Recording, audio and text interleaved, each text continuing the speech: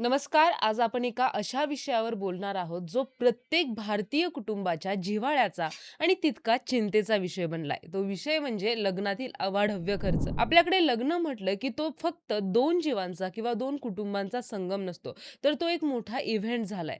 मुला-मुलींचं लग्न थाटामाटात व्हावं, अशी प्रत्येक आई-वडिलांची इच्छा असते आणि त्यात काहीच गैर नाही. परंतु आजकाल हा थाटमाट करण्याच्या नादात आपण कुठेतरी मर्यादा ओलांडतोय का? हा प्रश्न विचारण्याची वेळ आली आहे. लग्नासाठी आयुष्यभराची पुंजी खर्च करणं किंवा कर्ज काढून दिखावा करणं खरंच गरजेचं आहे का?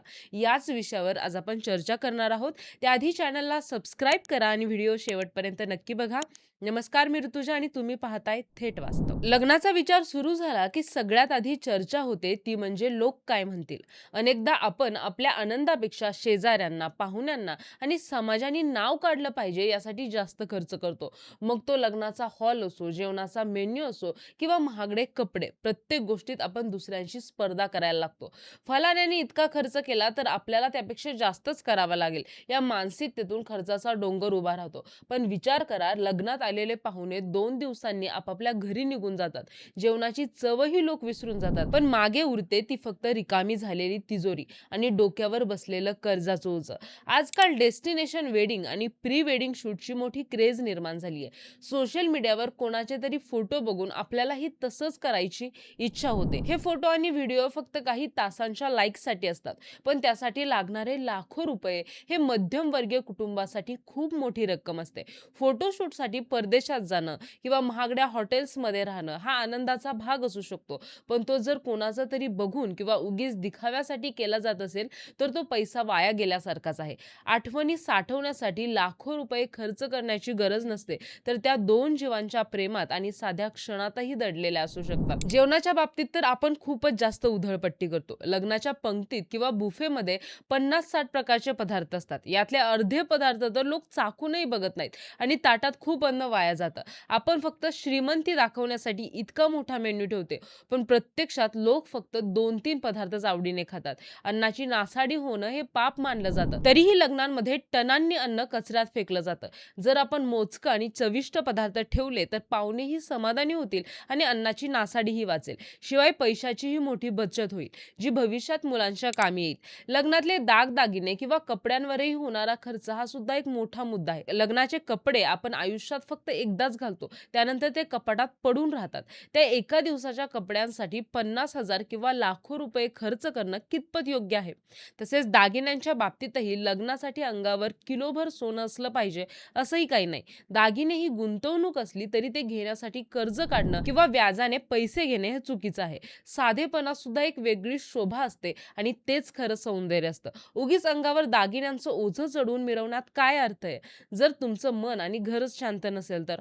सगळ्यात धोकादायक गोष्ट म्हणजे लग्नासाठी काढलेलं कर्ज. अनेक आई वडील आपल्या मुलीच्या लग्नासाठी स्वतःचं घर गहाण ठेवतात किंवा बँकेकडून मोठं कर्ज घेतात. लग्न लागून मुलगी सासरी जाते, पण मागे आई वडील पुढचे 10-15 वर्ष फक्त ते व्याजाचे पैसे भरण्यात घालवतात. निवृत्तीनंतरचा पैसा किंवा म्हातारपणाची पुंजी लग्नात उडवल्यामुळे अनेक वृद्धांना नंतर आर्थिक अडचणींचा सामना करावा लागतो. जर लग्नानंतर मुला-मुलीला आनंदी बघायचं असेल तर त्यांच्या पालकांनी कर्जबाजारी होणं हे कोणत्याच सुखात बसत नाही. आनंदाच्या नादात भविष्याचा पाया खचू देणं ही खूप मोठी चूक ठरू शकते.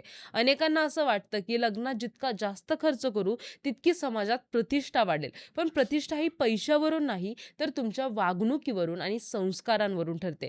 तुम्ही कितीही करोडो रुपये खर्च केले तरी कोणी ना कोणी जेवणात किंवा व्यवस्थेत चूक काढणारच असतं. लोकांची तोंडं आपण कधीच बंद करू शकत नाही. त्यामुळे लोकांच्या समाधानासाठी स्वतःचं आर्थिक नुकसान करून घेणं थांबवलं पाहिजे. साधं, सुटसुटीत आणि मोजक्या लोकांच्या उपस्थितीत झालेलं लग्न सुद्धा तितकंच पवित्र आणि लक्षात राहण्यासारखं असतं. उलट त्यात जास्त आपुलकी जाणवते. खर्चापेक्षा लग्नानंतरच्या आयुष्यावर लक्ष देणं हे सगळ्यात जास्त महत्त्वाचं आहे. लग्नात वाचवलेला पैसा जर आपण त्या जोडप्याच्या भविष्यासाठी, जसं की घर घेण्यासाठी किंवा त्यांच्या व्यवसायासाठी दिला तर त्यांना आयुष्याची सुरुवात करायला मोठी मदत होईल. एका दिवसात लाखो रुपये उडवण्यापेक्षा तेच पैसे जर फिक्स डिपॉझिटमध्ये ठेवले किंवा गुंतवले तर त्यांच्या संसाराला मोठा आधार मिळेल. नवीन जोडप्याला पैशांची खरी गरज लग्नाच्या दिवशी नसते, तर लग्नानंतर घर चालवताना आणि इतर गरजा पूर्ण पूर्ण करताना असते हे आपण विसरतो. आजच्या सुशिक्षित तरुण पिढीने आता पुढाकार घेण्याची गरज आहे. मुला-मुलींनी स्वतःहून आपल्या पालकांना सांगितलं पाहिजे, "आम्हाला असा फालतू खर्च नकोय." लग्नासाठी वडिलांना कर्ज काढायला लावण्यापेक्षा एका साध्या नोंदणी पद्धतीने किंवा मोजक्या पाहुण्यांच्या उपस्थितीत लग्न करून तो पैसा वाचवला पाहिजे. जेव्हा तरुण पिढी साध्या लग्नाचा आग्रह धरेल, तेव्हाच समाजात बदल घडायला सुरुवात होईल. आपल्या लग्नाचा आनंद हा खर्चावर नाही, आपण कोणासोबत आयुष्य सुरू करतोय यावर अवलंबून असावा. साधेपणा हे आधुनिकपणाचं लक्षण आहे हे आपण समजून घेतलं पाहिजे. लग्नातील अनावश्यक विधी आणि प्रथांवरही आपण खूप खर्च करतो. अनेकदा एकाच लग्नाचे 5-5 दिवस कार्यक्रम चालतात. हळद, मेहंदी, संगीत, रिसेप्शन आणि काय काय. प्रत्येक दिवसासाठी नवीन कपडे, नवीन डेकोरेशन आणि नवीन जेवण. या सगळ्या गडबडीत नवरा-नवरी आणि त्यांचे कुटुंबीय इतके थकतात की त्यांना लग्नाचा आनंदच घेता येत नाही. खरं तर लग्न हा सोहळा मानाचा असतो. तिथे शांतता आणि प्रसन्नता असायला हवी. कार्यक्रमांची संख्या कमी करून जर आपण लग्नाचा मुख्य विधी आनंदाने केला, तर तो जास्त स्मरणात राहील आणि धावपळही कमी होईल. समाज म्हणून आपण सुद्धा आपली मानसिकता बदलली पाहिजे. जेव्हा आपण कोणाच्या लग्नात जातो, तेव्हा तिथल्या खर्चावरून त्या लग्नाचं मूल्यमापन करणं बंद केलं पाहिजे. जेवण कसं होतं किंवा हॉल किती मोठा होता, यावर चर्चा करण्यापेक्षा जोडी कशी आहे आणि त्यांना आशीर्वाद कसे द्यायचे यावर लक्ष दिलं पाहिजे. आपण जेव्हा साध्या लग्नाचं कौतुक करायला लागू, तेव्हाच लोकांवरील खर्चाचा दबाव कमी होईल. लग्नात आलेला पाहुणा जर आनंदाने आणि प्रेमाने जेवला, तर तेच सर्वात मोठं यश असतं. मग तिथे 2च पदार्थ का असेनात. अनेक श्रीमंत लोक आपल्या मुलांना साध्या पद्धतीनं लग्न करायला प्रोत्साहन देत आहेत.